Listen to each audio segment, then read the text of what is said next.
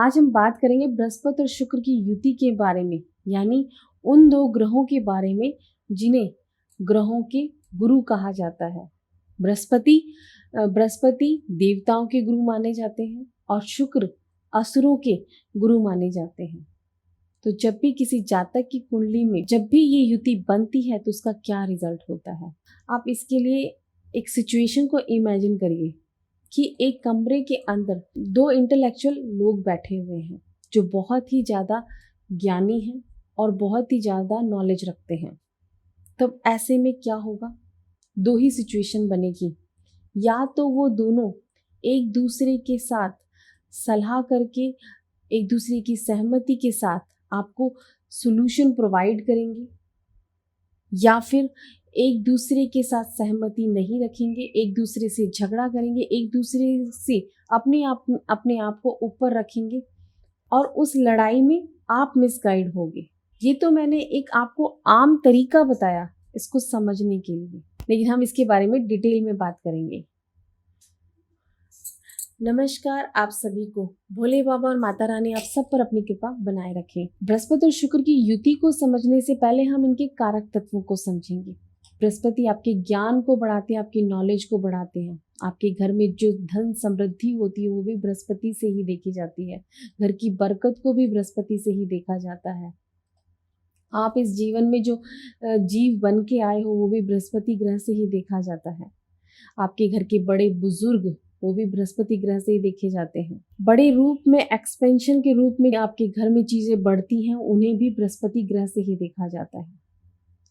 और शुक्र से आपके कंफर्ट को देखा जाता है, लग्जरी को देखा जाता है, आपकी जो भी गाड़ी का सुख है, लिक्विड कैश है, ये सब शुक्र से ही देखा जाता है। इसके साथ साथ आपकी सुंदरता, आप कितनी डिटेलिंग के साथ काम करते हो वो भी शुक्र से ही देखा जाता है। आप अपने आप को कितना सुंदर बनाकर रखते हो, अपने आसपास के माहौल को और अपने घर को कितना सुंदर बना के रखते हो, ये भी शुक्र से ही देखा जाता है। तो ये तो मैंने आपको शुक्र और बृहस्पति के बारे में बताया। अब बात करते हैं, जब भी बृहस्पति और शुक्र किसी भी घर के अंदर एक साथ बैठते हैं तब ये युति बनती है, या फिर ट्राइन में एक दूसरे के होते हैं तब ये युति बनती है, या बृहस्पति के आगे शुक्र होता है या शुक्र के आगे बृहस्पति होता है तब ये युति बनती है। जब भी किसी जातक की कुंडली के अंदर बृहस्पति और शुक्र की युति अच्छे रूप में रिजल्ट देती है तो ऐसे इंसान का ज्ञान तो बढ़ता ही, उसकी नॉलेज भी उसको सपोर्ट करती है। क्योंकि आप देखिए कि बृहस्पति खुद एक गुरुओं के देवता है और उसके साथ जब शुक्र भी मिल जाएंगे तो वो ज्ञान आपका दुगना हो जाएगा, वो आपकी नॉलेज दुगनी हो जाएगी। आपके पास वो नॉलेज होगी जो आपको इस मटेरियलिस्टिक दुनिया में जीने के लिए आगे बढ़ाने में हेल्प करेगी। जब आपकी नॉलेज बढ़ेगी तो आपकी बुद्धि के अंदर भी वो तीव्रता आएगी, यानी आपका बुद्ध भी अच्छा होगा। और जब बुद्ध अच्छा होगा तो आपका राहु भी अच्छा रिजल्ट देगा, यानी ऐसा इंसान सही डिसीजन लेगा, फटाफट डिसीजन लेगा और वो इतनी ताकत रखता होगा कि वो दुनिया में कुछ भी कर सकता है, क्योंकि उसके पास अपने ज्ञान का सपोर्ट है, इसीलिए वो हर एक काम को आसानी से कर लेगा। और आज हम ऐसे ही इंसान के बारे में बात करेंगे जिन्होंने अपने इसी युति की वजह से अपना नाम और फेम बनाया, और वो है सदगुरु। और आज हम सदगुरु जी की कुंडली से ही इस युति को समझेंगे। अब आप देखिए कि इनकी कुंडली वृषभ लगन की है, यानी लगन लॉर्ड ही शुक्र है, और लगन लॉर्ड और 11th लॉर्ड यानी बृहस्पति की युति उनके 5th हाउस के अंदर बन रही है। और 5th हाउस से क्या देखा जाता है, 5th हाउस से आपकी बुद्धि को देखा जाता है, आपकी पढ़ाई को देखा जाता है, आपकी नॉलेज को देखा जाता है, आपकी इंटेलिजेंसी को देखा जाता है। और 5th हाउस को आपके पूर्व पुण्य भाव भी बोला जाता है। तो आप देखिए कि उनकी युति कहाँ बैठी है, 5th हाउस में बैठी है, जो कि अपने आप में ही धन योग बना रही है, क्योंकि 1st लॉर्ड 11th लॉर्ड के साथ 5th हाउस में आकर बैठा हुआ है। तो यानी धन योग तो वो अपने साथ लेकर ही आए हैं। और ये युति एक्टिव कब हुई, आप देखिए कि जब चंद्रमा की दशा उनकी 1977 में लगी थी तो उनका ध्यान अध्यात्म की तरफ गया, और वो एक ऐसी संस्था से जुड़े जहाँ पर उन्हें मेडिटेशन करवाना शुरू किया गया, और वहीं पर उनकी मुलाकात अपनी पत्नी से हुई।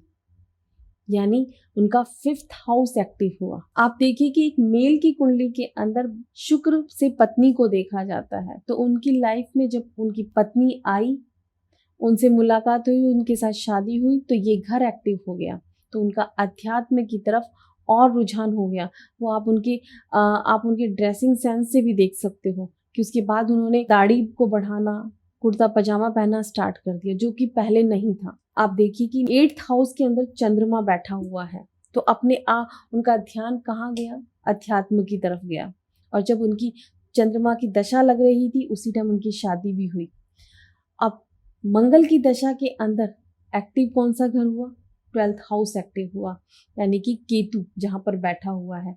और केतु 12th हाउस में बहुत अच्छा रिजल्ट देता है कि इंसान को अध्यात्म से जोड़ता है, और इंसान अध्यात्म से जुड़कर ही अपना नाम बनाता है, और वो उनकी कुंडली में देखने को मिलता है। इसके साथ आप देखिए कि जैसे ही मंगल की दशा आई तो अध्यात्म से जुड़े, और केतु ने भी वो रिजल्ट दिया। उसके बाद जैसे ही राहु की दशा आई, और राहु किसकी राशि में बैठा हुआ है? राहु बैठा हुआ है शुक्र की राशि में, तो उसने भी उनको फेम दिलाया, नाम दिलाया। तो चंद्रमा ने, मंगल ने और फिर राहु ने उनको वो नाम और वो फेम दिलाया। तो कितना रिजल्ट देती है एक युति एक इंसान की कुंडली के अंदर कि, और आप इसको देख भी सकते हैं कि उन्होंने 6th हाउस भी एक्टिव हुआ कि उन्होंने वो सेवाएं लोगों को दी। और आप देखिए कि बृहस्पति और शुक्र की युति से एक चीज और उनके अंदर देखने को मिलती है। आपने धर्म से जुड़े हुए गुरु तो बहुत देखे होंगे जो कुर्ता पजामा पहनते हैं, नॉर्मल रहते हैं, लेकिन सदगुरु को आप देखिए कि वो कुर्ता पजामा पहनते हैं, दाढ़ी भी बढ़ा रखी है, लेकिन वो शॉल रखते हैं, पगड़ी रखते हैं अपने सर पे, यानी एक स्टाइल उनके कपड़ों में आ गया। और वो किससे देखा जाता है? वो शुक्र से देखा जाता है। अब देखिए कि उनके पहनावे में भी शुक्र की झलक आ गई कि जो उनको सबसे अलग बना दिया। उनको महंगी महंगी गाड़ियों का शौक है, बाइक चलाना, ये सब उनको पसंद है। तो यानी कि ज्ञान से उनको वो फेम भी मिला, उनके पास लग्जरी भी आई और उनको वो कंफर्ट भी मिला। आप देखिए कि सदगुरु किन लोगों के साथ जुड़े हुए हैं फिल्म लाइन से, चाहे वो हॉलीवुड हो या बॉलीवुड हो, उन लोगों के साथ जुड़े हुए हैं जो कि 5th हाउस दिखाता ही है। तो आप देखिए कि युति अपना कितना रिजल्ट देती है। अगर आप अपनी कुंडली में युति लेकर आते हो तो वो ज़्यादा रिजल्ट देती है, और इंसान सोचता है कि सिर्फ मैं अपने दिमाग से सब कुछ सही कर रहा हूँ। करवाते तो आपके ग्रह हैं आपसे, नाम आपका बनता है उसमें। तो जब भी बृहस्पति और शुक्र की युति अच्छा रिजल्ट देती है तो इंसान का नाम बनता ही है, चाहे वो अपने बिजनेस में बनाए, चाहे कहीं पे भी बने, नाम जरूर बनता है। और वो शादी के बाद बनता है, क्योंकि इंसान का लाइफ पार्टनर उसकी किस्मत बनकर आता है।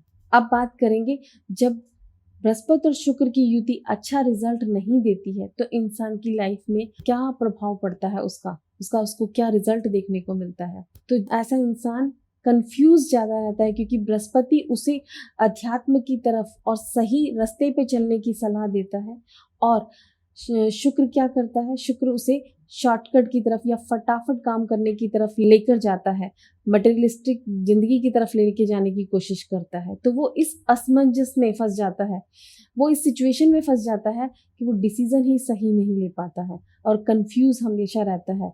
तो आपने देखा होगा ऐसे लोग होते हैं जो सही डिसीजन सही टाइम पे नहीं ले पाते, तो यानी बुध भी खराब हो गया।